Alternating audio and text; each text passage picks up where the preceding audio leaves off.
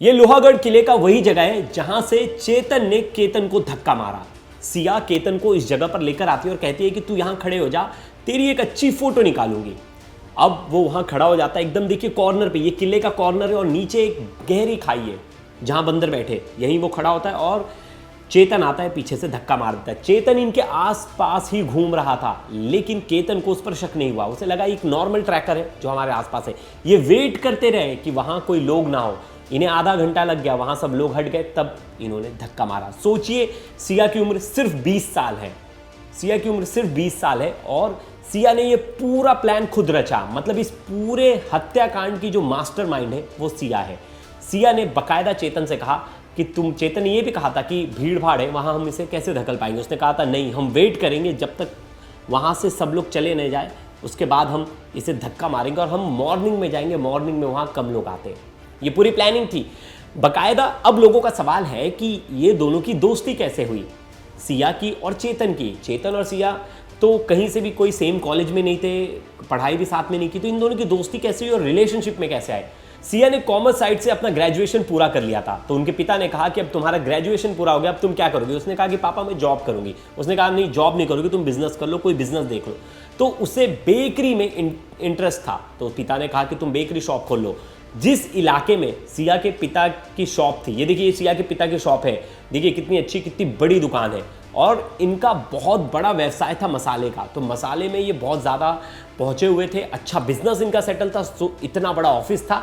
इसी इलाके में सिया को एक बेकरी शॉप खोल कर दी जाती है। सिया वो बेकरी शॉप चलाती है और इसी इलाके के पीछे एक और मार्केट है जिसे एपीएमसी मार्केट कहा जाता है। मतलब होलसेल मंडी है, यहाँ सब्जी, अनाज, ड्राई फ्रूट सब कुछ यहाँ होलसेल मिल रहा है और मेन मार्केट है, यहीं से दुकानों में जा रहा है।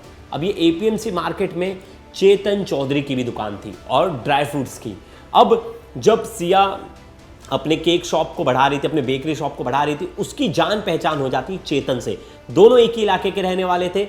अब दोनों की दोस्ती बढ़ती है, नंबर एक्सचेंज करते और धीरे धीरे दोनों बातचीत करने लगते हैं। दोनों के रिलेशनशिप को सिर्फ 1 साल हुआ था और 1 साल में 2000 से ज़्यादा बार कॉल्स पर बात हुई है। वहीं 300 घंटे बताए जा रहे हैं इन्होंने कॉल्स पर बात की है। 240 घंटे अधिकारी जो रिकॉर्ड्स हैं उसमें पता चला है 240 घंटे इन्होंने बातचीत की है।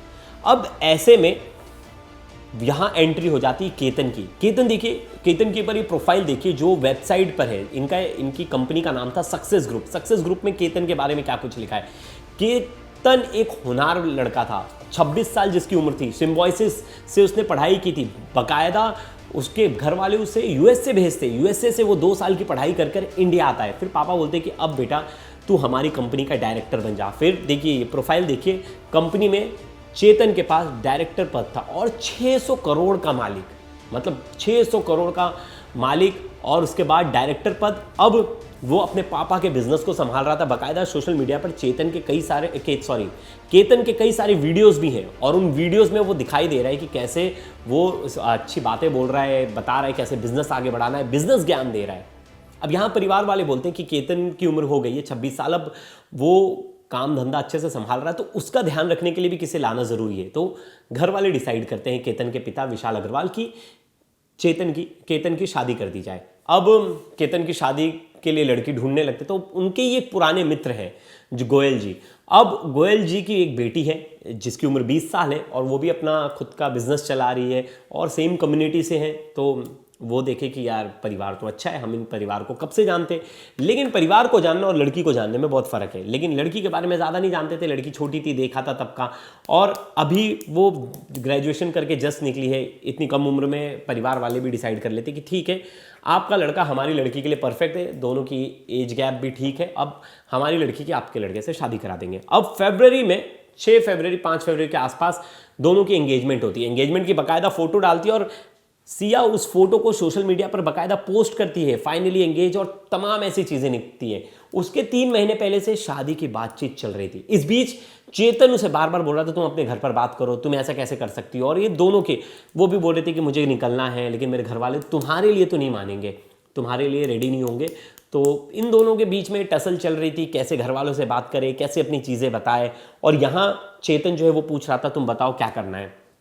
अब एंगेजमेंट हो गई, उसने बोला मैं कुछ प्लान सोच रही हूँ छोड़ने का, तब तक कुछ हो नहीं पा रहा है।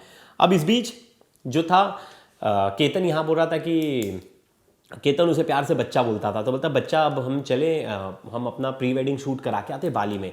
सब कुछ डिसाइड हो जाता है, सब कुछ पैक हो जाता है और ये लोग निकल जाते हैं एयरपोर्ट पर। 6 तारीख को एयरपोर्ट पर पहुंचते हैं और वहाँ ये देखते हैं बैग में सबके पासपोर्ट है, सिर्फ केतन का पासपोर्ट गायब है। और केतन का पासपोर्ट किसके पास है, किसी कुछ नहीं पता।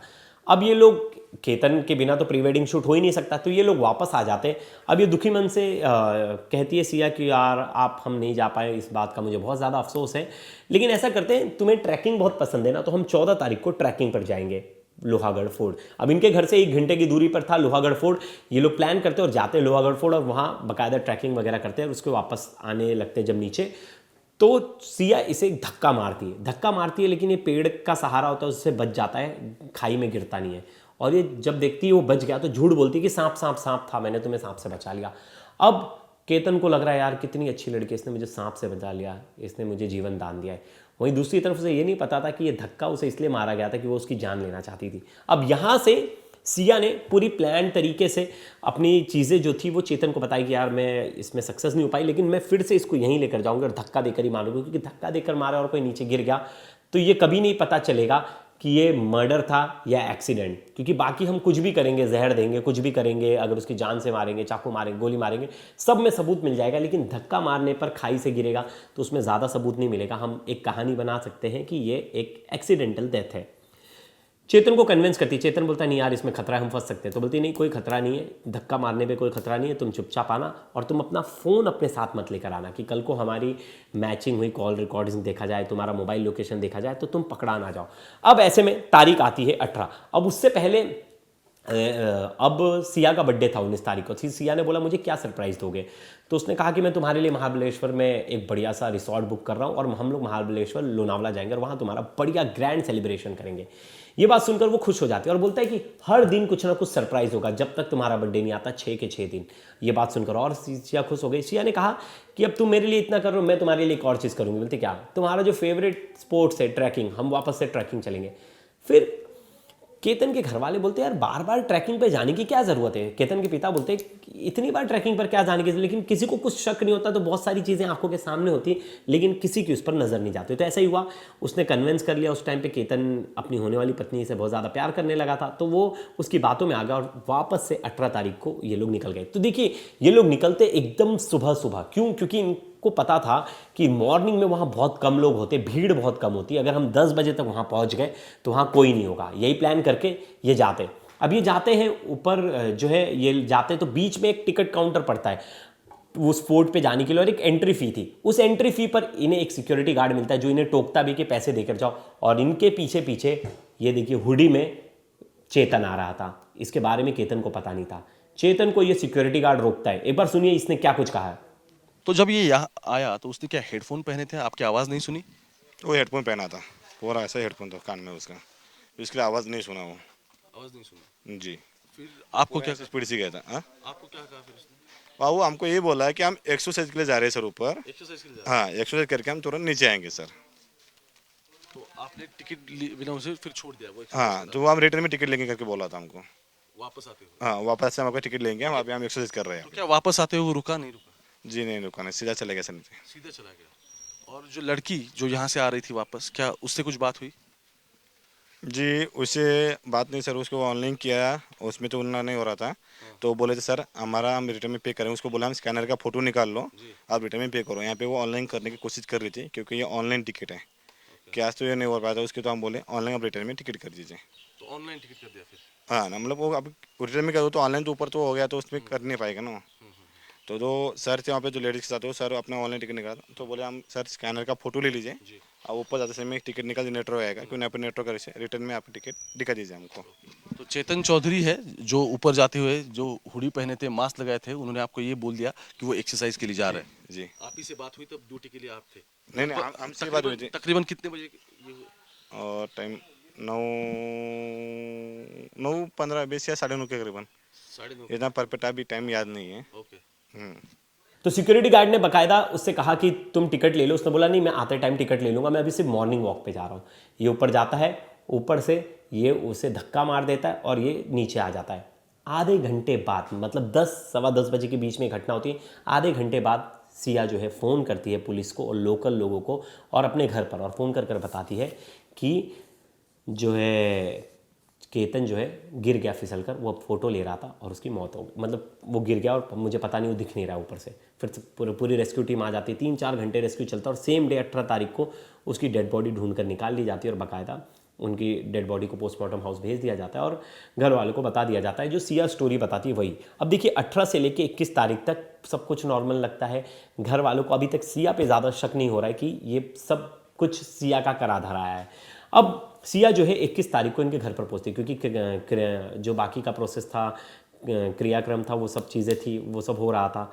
अब ऐसे में वो जब घर पहुंचती है वो रोती है और वो बड़ा ही सैड सा स्टेटस लगाती है। और सोचिए व्हाट्सएप पे जो स्टेटस लगाती है, बोलती है कि आप मुझे मेरे बर्थडे के दिन ही छोड़कर चले गए। और मतलब क्या करे लड़का, करे तो करे क्या। इतना सैड स्टेटस लगाती है, लिखती है कि तुम्हें इस दिन नहीं जाना था, और बहुत उसकी एक वीडियो भी डालती है और बड़ा इमोशनल पोस्ट है। पोस्ट देखिए, कोई भी किसी को भी देखकर शक नहीं आएगा कि एक लड़की जो इतना कुछ कर रही है, इतनी सोशल मीडिया पर एक्टिव है, अपने होने वाले पति की इतनी सारी फोटो डाल रही है, वो उसको मारने की प्लानिंग कर रही है। मारने की प्लानिंग क्या, उसने उसे मार दिया। अब वो उसके घर पे जाती है, सबसे बातचीत करती है, तो उसकी बहन जो है उसे थोड़ा सा शक होता है सिया पे स्टार्टिंग से ही, क्योंकि जब सिया के सामने डेड बॉडी लेकर जा रहे थे केतन की, तो सिया का रिएक्ट नॉर्मल था। नहीं तो किसी का होने वाला पति है तो वो चीख चीख कर वहाँ रोती है और वो अपने आप को संभाल नहीं पाती, लेकिन वहाँ वो शांत से खड़ी थी। तब से ही सिया पर जो है केतन की बहन को शक था। अब केतन की बहन ने सिया को साइड में लिया और पूछा कि बता हुआ क्या था। तो उसने 2-3 स्टोरी बताई और उसकी बातों में वो नज़र मिलाकर बात नहीं कर रही थी, जिस पर कहीं ना कहीं केतन की बहन को शक हुआ और उसने अपने पिता को ये सब चीज़ें बताई। अब पिता ने भी बोला कि हाँ, शक तो मुझे भी हो रहा था कि एक ही जगह बार बार उसी लोहागढ़ फोर्ट पर ये ट्रैकिंग के लिए क्यों लेकर जा रही है उसे। ये तुरंत पुलिस को ये सारी बातें बताते, एसपी से मिलते हैं, एसपी को सारी बातें बताते। एसपी ने मतलब जो लोकल पुलिस स्टेशन था वो तो मामले को रफा दफा करके आराम से बैठे थे। उन्हें लगे एक नॉर्मल एक्सीडेंट है, घर वाले कंप्लेंट नहीं कराना चाहते, छोड़ो। लेकिन एसपी ने तुरंत निर्देश दिया कि इसमें जांच होनी चाहिए और जांच करो और डिटेल सब कुछ देखो कि इसमें क्या क्या एंगल निकलता है। तो पहले तो सीसीटीवी फुटेज खंगाले गए, तो पूरा सीसीटीवी फुटेज देखा गया, तो उसमें देखा गया कि कौन कौन दिख रहा है। और फिर सिया की कॉल रिकॉर्डिंग निकाली गई, कि सिया की कॉल रिकॉर्डिंग निकाली गई, तो उसमें पता चला कि एक लड़का है चेतन, जिससे 2000 बार बात हुई है, 300 घंटे। अब ये देखने के बाद पुलिस को थोड़ा संशय होता है और पुलिस क्या करती है कि चेतन की लास्ट लोकेशन निकालती है, जो कि उसका मोबाइल लास्ट लोकेशन क्या था। तो चेतन का जो लास्ट मोबाइल लोकेशन था वो उसके ऑफिस में ही था। अब ऐसे में चेतन पे कैसे शक जाए। फिर चेतन के यहाँ पूछताछ के लिए भी जाते हो, चेतन बोलता है सर मेरा आप लोकेशन देख लो, मैं तो यहीं था। अब पुलिस बोलती है अरे यार इतना बात करे तो ये तो गया नहीं। फिर वापस से सीसीटीवी फुटेज खंगालती है। फिर सीसीटीवी फुटेज जब खंगालती है तो देखती है वहाँ बहुत सारे लोग आ जा रहे हैं मॉर्निंग में, लेकिन एक शख्स है इतनी गर्मी में इतना मोटा हुडी पहन के आ रहा है। इतने मोटे कपड़े इतनी गर्मी में पहनकर कौन जाता है ट्रैकिंग करने। ये देखकर पुलिस को शक हुआ। पुलिस ने थोड़ा क्लोजअप जूम आउट किया और पता चला कि इसने अपना चेहरा छुपाने की कोशिश की। लोकल लोगों को पूछा तो उनके भी ज़्यादा इसकी जानकारी नहीं थी कि ये कौन है। अब पुलिस को यहाँ से शक होने लगा। पुलिस वापस से गई चेतन चौधरी के ऑफिस और वहाँ पूछताछ करने लगी उसके स्टाफ से। तो उसके स्टाफ ने यहाँ एक गलती कर दी और जिसकी वजह से चेतन पकड़ा गया। वहाँ उसके स्टाफ ने कहा कि सर चेतन सर मेरा फ़ोन यूज़ कर रहे थे एक दिन और वो अपना फ़ोन छोड़ कर गए थे। जिसके बाद पुलिस को शक होता है। पुलिस बोलती है तुम्हारा नंबर बताओ। जैसे ही चेतन का जो वर्कर है उसका नंबर पुलिस लेती है और उस नंबर की डिटेल्स चेक करते तो पता चलता है उस नंबर से सिया को कॉल जा रहे थे। मतलब चेतन वहाँ पहुँचा था लेकिन अपने साथ जो उसके ऑफिस में जो लड़का काम करता था उसका फ़ोन लेकर। यहाँ से पुलिस को शक होता है। पुलिस पूरी कॉल डिटेल निकालती है, फिर लोकेशन देखती है तो पता चलता है उस मोबाइल का लोकेशन उसी पहाड़ पे था।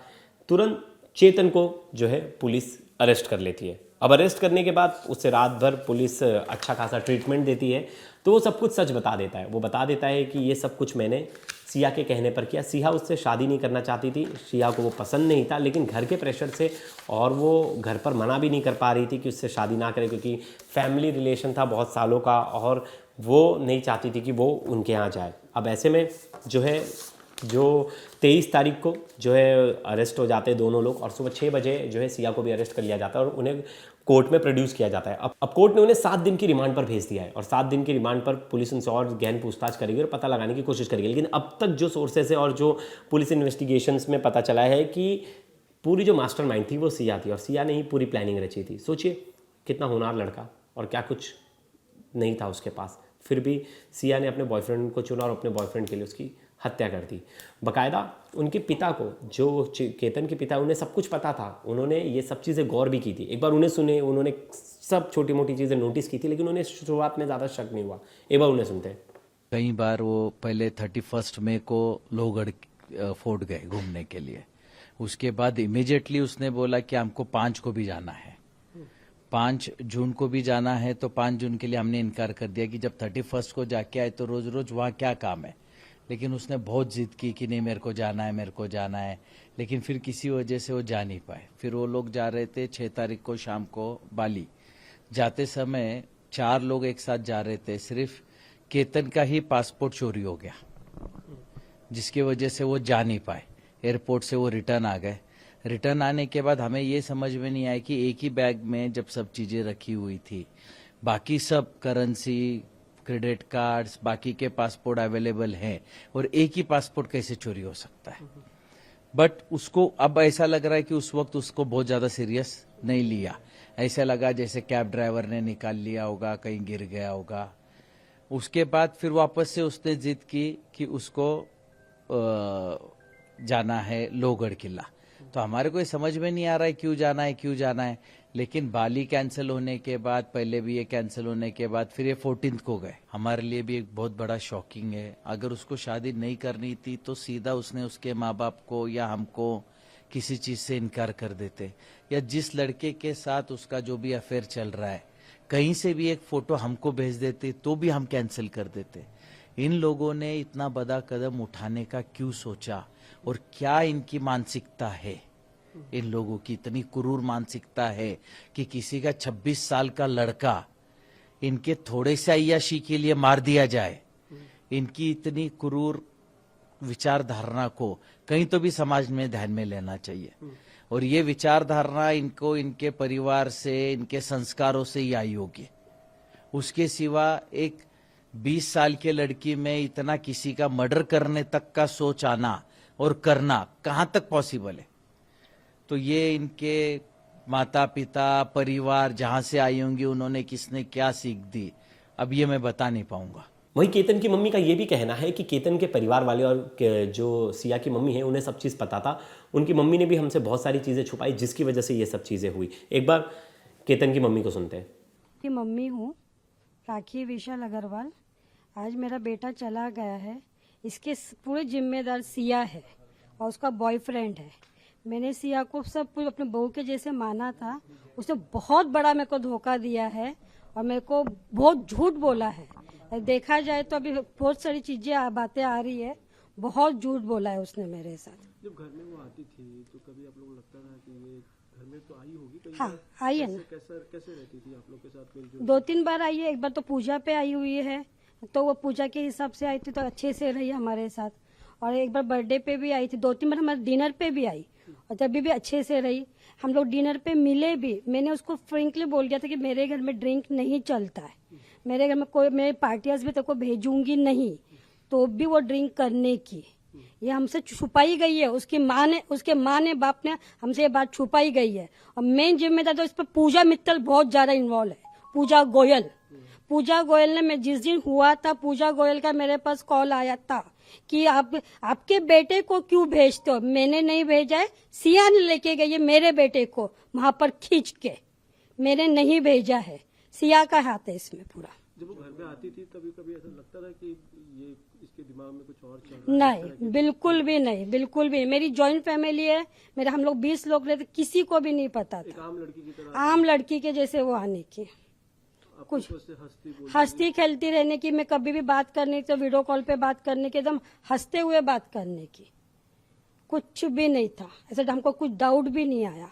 मैं बहुत बार उससे मिली, हमें बहुत बार शॉपिंग भी गए, हम लोग बहुत बार डिनर पे भी गए, कहीं नहीं हमको डाउट आया कि सिया ऐसी लड़की है।